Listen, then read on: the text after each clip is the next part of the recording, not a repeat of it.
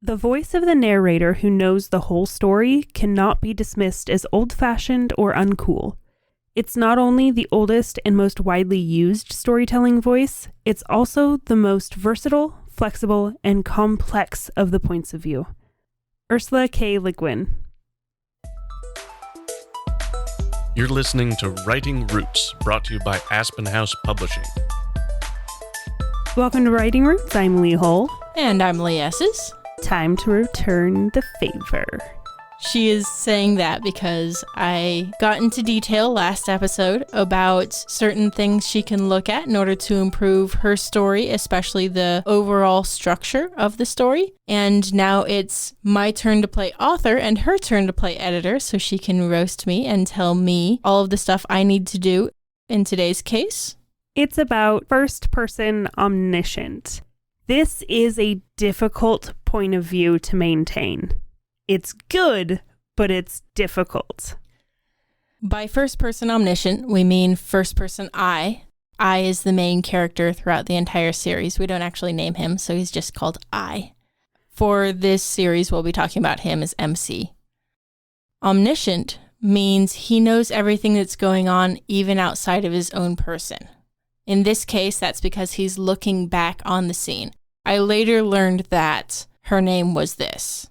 So the idea, the setting of this book is he's writing about the experiences, 50 years in the future, 40 years in the future? I don't know how old he is. He's like 65 at the time of the events. Okay, so it's like 10 years in the future. So he's looking back on everything, writing it down because it was a significant event in the world. But this was the first time you tried this, right? Had you done a first-person book before? I had dabbled in first person in both black and white, and then later in the Legends series, which hasn't been released yet.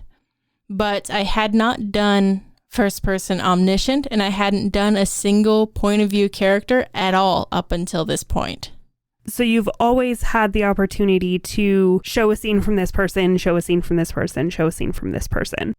That restriction kind of came across in this book, and also the omniscient.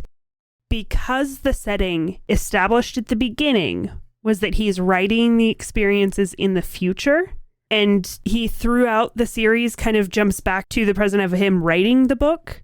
Your red flag word, like I mentioned in our first episode this month, was now. When you have a setup like that, you cannot use now when you are in the past.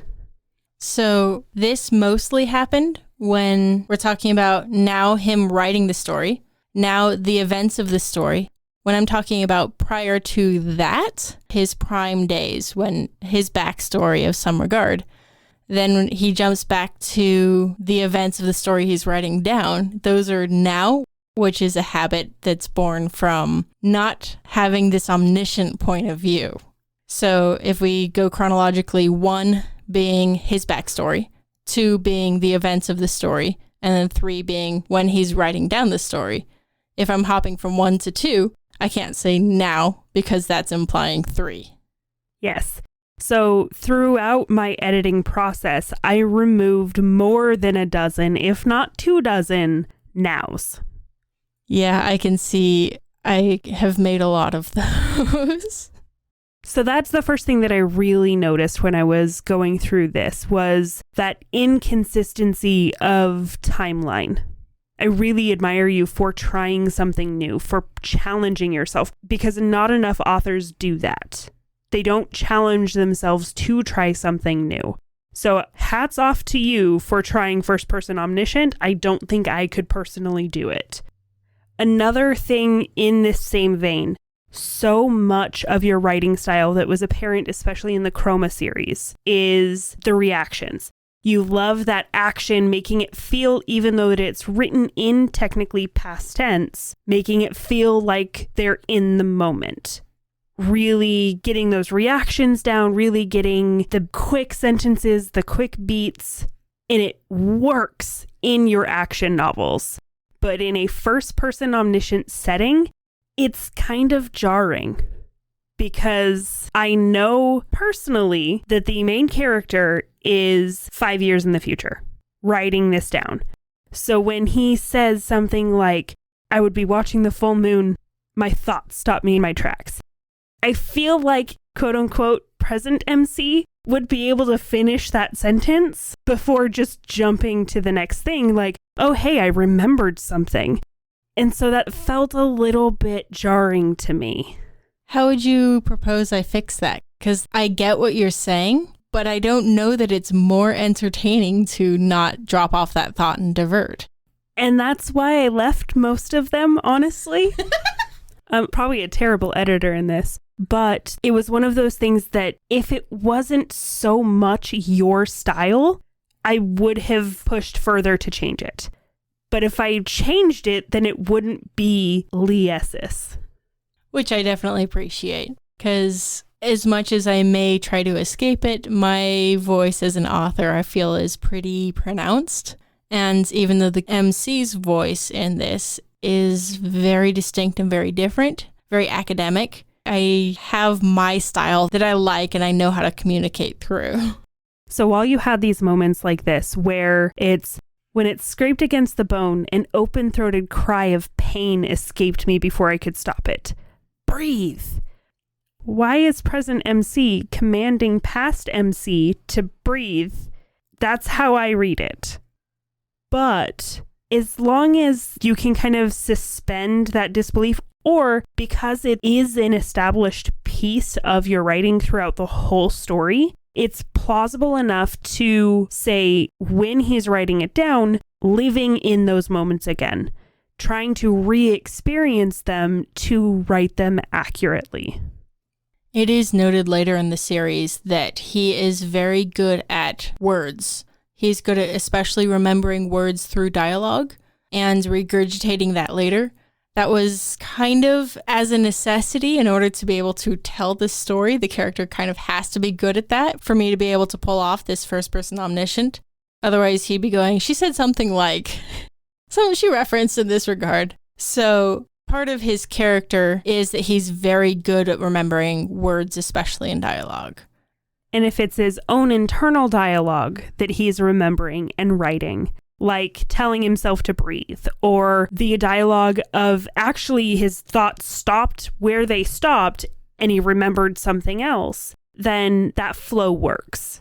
That's why I left them, because it shouldn't work, and I don't advise anybody else to do this unless it is very, very much your style of writing that you have already established.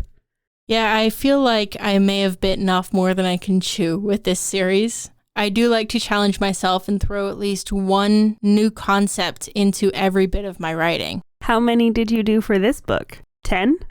At least 4 off the top of my head. Different point of view. MC isn't the main character. He doesn't see himself as the main character. He sees his student as the main character. This is her story. Magic? Yeah, any magic of any kind. And then not naming the main character at all throughout an entire series. Yes. So those are 4 major things that were thrown into your style that created a lot of this challenge that we're talking about specifically in this episode. So for you, our listeners, as you're writing, when you're working through which point of view, this is why you need to decide before you start what point of view you're going to be using, so you can keep these things consistent. So if you have someone you establish as writing down the events in the future, you aren't using the word now a lot over and over again. Yeah, it's interesting. I've had several other people review it before I gave it to you, and no one brought that up. No one noticed at all. Or if they did notice, they didn't tell me. So thank you very much for catching that, because that's something that was definitely a growing experience for me as an author, to try to push these boundaries, and to know when I failed in that is super helpful in making sure I succeed in the future in that. So very big thank you to you for that one. You're welcome. I hope this episode has helped you learn a little bit more about the editing process, about the writing process, and how to really look and analyze specific details of your writing. So challenge yourself. Find something new you can try to incorporate, that you can try to do.